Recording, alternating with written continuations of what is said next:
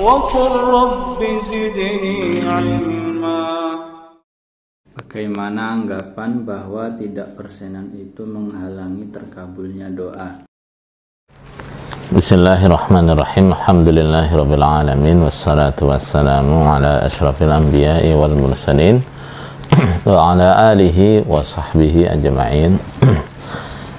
Bagi yang belum tahu persenan itu apa,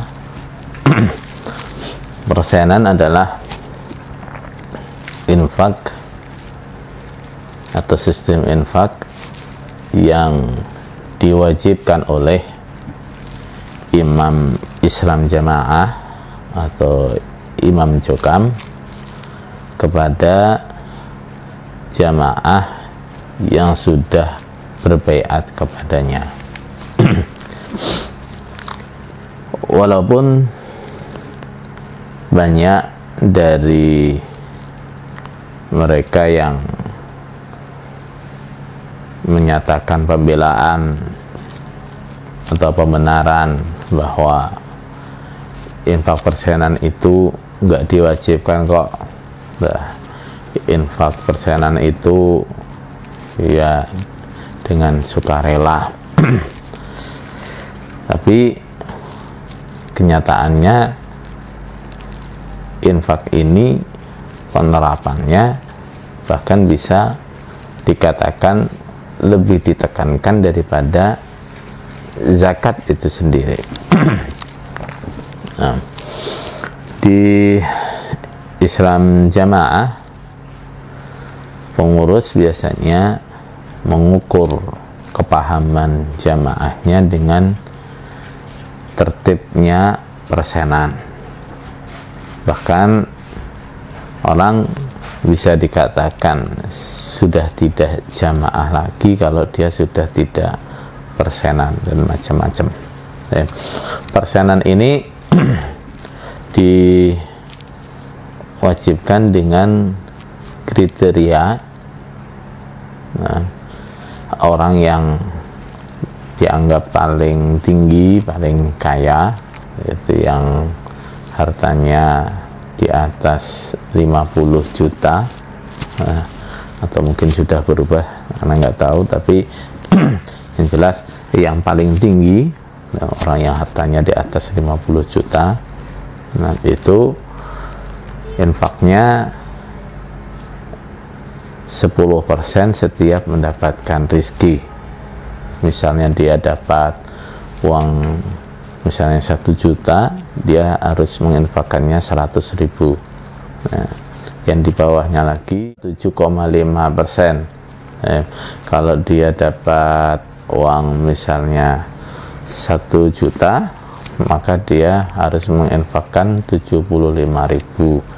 Nah, di bawahnya lagi 5%, yaitu kalau dia dapat rezeki 1 juta berarti dia harus infak 50.000. Yang paling bawah yaitu 2,5%. Itu seputar infak persenan yang ditanyakan oleh penanya di sini. Infak ini biasanya oleh pengurus itu ditekankan atau digalakkan dengan berbagai macam trik, ya, dengan berbagai macam trik yang membuat jamaahnya akan takut untuk tidak menyetorkan infak persenan. Nah, salah satu triknya adalah ini, menakut-nakuti orang yang tidak infak persenan, itu doanya tidak akan mustajab. Nah, ada lagi kalau nggak infak persenan, itu seperti makan ayam sak bulu-bulunya. Bermacam-macam trik yang mereka buat untuk menakut-nakuti jamaahnya yang tidak setor persenan. Nah, terkait apa yang ditanyakan oleh penanya di sini, apakah benar orang kalau tidak infak persenan itu doanya tidak mustajab? Tentu ini adalah kebohongan, ya, tentu ini adalah kebohongan. Kenapa? Infak persenan sendiri adalah bid'ah, penganiayaan. Nah, bagaimana mungkin orang terhalang doanya karena tidak mengikuti bid'ah atau karena tidak mengikuti penganiayaan? Memang kalau kita merujuk pada keutamaan sedekah secara umum, ya, kita bisa mendapati dalil atau hadis yang menunjukkan bahwa salah satu penyebab orang itu rizkinya diluaskan oleh Allah, nah, adalah infak dia, seperti disabdakan oleh Rasulullah SAW, ma min ayamin yusbihul abidu fihi illa wa malakani yad'uan. Setiap hari ada 2 malaikat yang selalu berdoa. Nah, yaqulu ahaduhuma, yang salah satunya mengatakan, Allahumma a'ti munfiqan khalafan, ya Allah, berikanlah ganti kepada orang-orang yang berinfak. Yang satunya lagi berdoa, Allahumma a'ti mumsikan tarafan, ya Allah, berikanlah orang-orang yang mumsikan, tidak mau berinfak, beri dia kerusakan. Nah, kerusakan ini maknanya luas, bisa hartanya dirusak oleh Allah, rizkinya diseretkan, atau dia terkena musibah, atau bisa masuk ke masalah doanya, dia berdoa tidak dikabulkan oleh Allah. Akan tetapi ini sama sekali tidak ada kaitannya dengan infak persenan itu tadi, ya, karena infak persenan kita tahu itu adalah infak yang bid'ah, ya, yang dibumbui dengan kebohongan-kebohongan yang menakut-nakuti jamaahnya untuk tidak yang tidak infak persenan. Salah satu kebohongan yang biasanya dihembuskan kepada jamaah-jamaah awam, nah, supaya mereka itu senang setor infak persenan, adalah apa?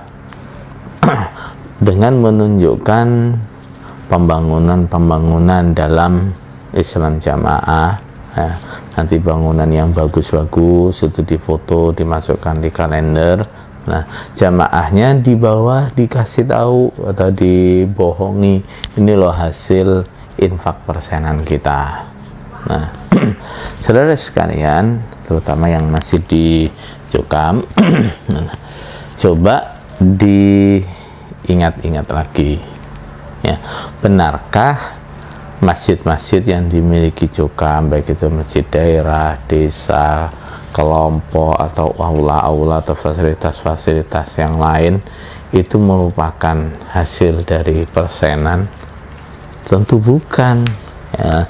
Saudara-saudara masih ingat bahwa setiap daerah, desa, atau kelompok mengadakan giat pembangunan, nah, maka biaya pembangunan itu akan kembali dibebankan kepada jamaahnya, ya. Itu bukan dari uang persenan yang disetorkan ke pusat terus dikembalikan ke daerah untuk membuat bangunan-bangunan di daerah, bukan, ya. Yang bangun ya jamaahnya lagi, urunan lagi, gitu ya. Bahkan kegiatan-kegiatan seperti misalnya camping cai, ya, yang seringkali juga dihembuskan itu apa hasilnya persenan, bisa mengadakan kegiatan seperti itu. Orang yang peserta cai semuanya dibebani biaya kok, ya, pembinaan mubalek, nah, yang katanya itu juga dari uang persenan jamaah.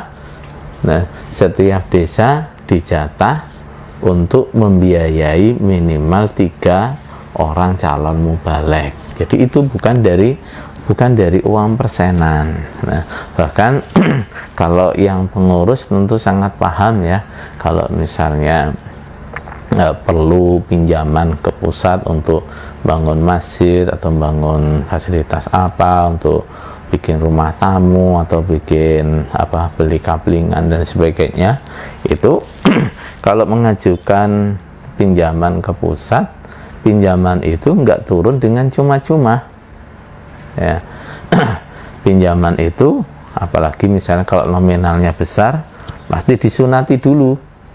Nah, ada berapa persennya yang disunati oleh orang pusat. Misalnya pengurus mengajukan pinjaman 1 miliar untuk bangun masjid, nanti sampai di daerah itu bukan kok 1 miliar, ya. Sampai di daerah bisa jadi cuma 950 juta misalnya, ya ada potongannya, gitu, ada potongannya. Dan nanti daerah mengembalikan ke pusat berapa, ya masih 1 miliar juga. Nah, apalagi kalau yang dikatakan kita pakai sistem kaplingan misalnya, nanti daerah katanya ini beli tanah atau beli rumah, nah ditomboki dulu oleh pusat, misalnya nilainya 1 miliar, nanti mengembalikan ke pusat bisa lebih besar lagi. Nah, nanti memberikan keuntungan ke pusat sampai 30%, sampai 3%, 2,5%, itu keuntungan besar, ya, keuntungan besar. Jadi kebohongan yang disampaikan oleh pengurus bahwa infak jamaah itu ya untuk jamaah sendiri, itu kenyataannya seperti itu, gitu ya. Bahkan kalau mengajukan bantuan atau pemohonan di pusat, insya Allah kalau orang-orang daerah tahulah, ya, formulir atau proposal bantuan atau pinjaman itu, nah biasanya nggak cepat diproses kalau mapnya kosong, nggak ada selipannya. Nah, ini sudah jadi rahasia umum, dan insya Allah pengurus-pengurus daerah semuanya tahu ya, model seperti itu. Nah, bahkan dulu salah satu teman Paku Bumi senior yang sekarang masih di Kediri, nah,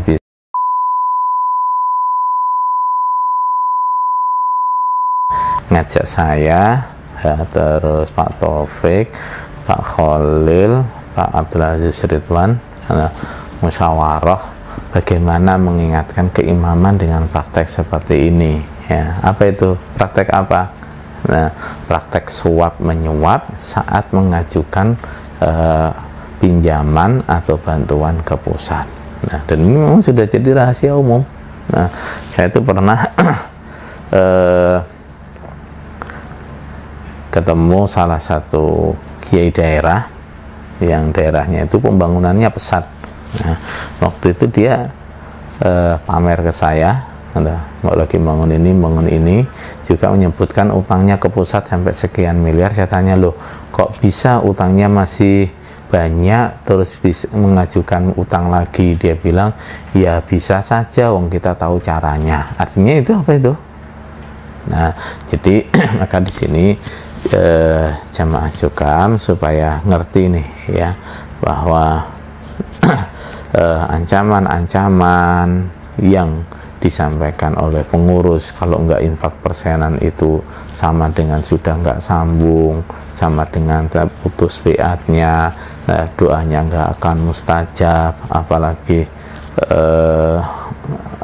seperti makan ayam kotorannya, itu semua adalah trik-trik bohong, ya, yang tujuannya adalah supaya jamaahnya itu mau setor persenan itu. Rabbil izzati amma yasifun, assalamu ala al-mursalin, alhamdulillahi rabbil alamin.